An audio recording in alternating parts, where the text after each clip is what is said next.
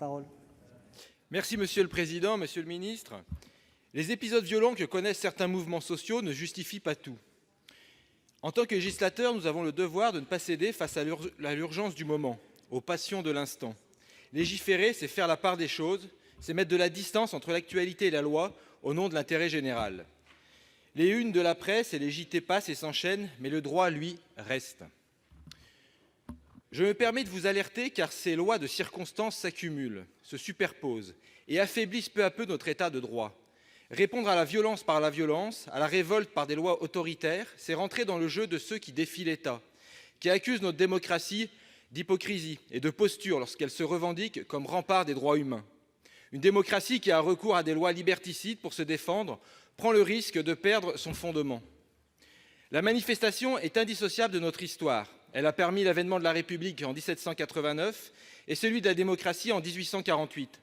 Elle est le terreau des conquêtes sociales, notamment celles de 1936 ou de 1968.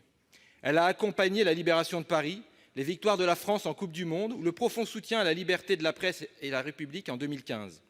La manifestation est consacrée par l'article 10 de la Déclaration des droits de l'homme et du citoyen, qui en fixe d'ailleurs la limite encadrée par la loi de 1935.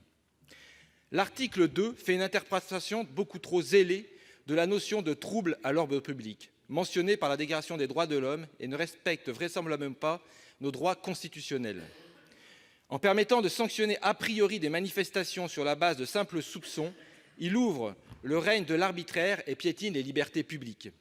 En confiant à une autorité administrative, plutôt qu'à une autorité judiciaire, la charge de déterminer une sanction, il contrevient à la séparation des pouvoirs et aux garanties prévues par l'ordre judiciaire.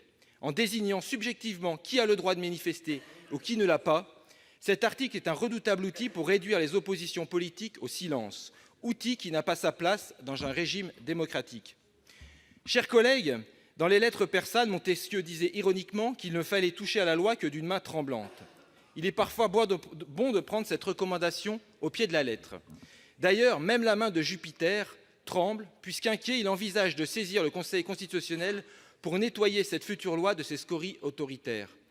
Le Parlement se grandirait à éviter le ridicule d'un tel scénario. Alors oui, défendons la démocratie et la République.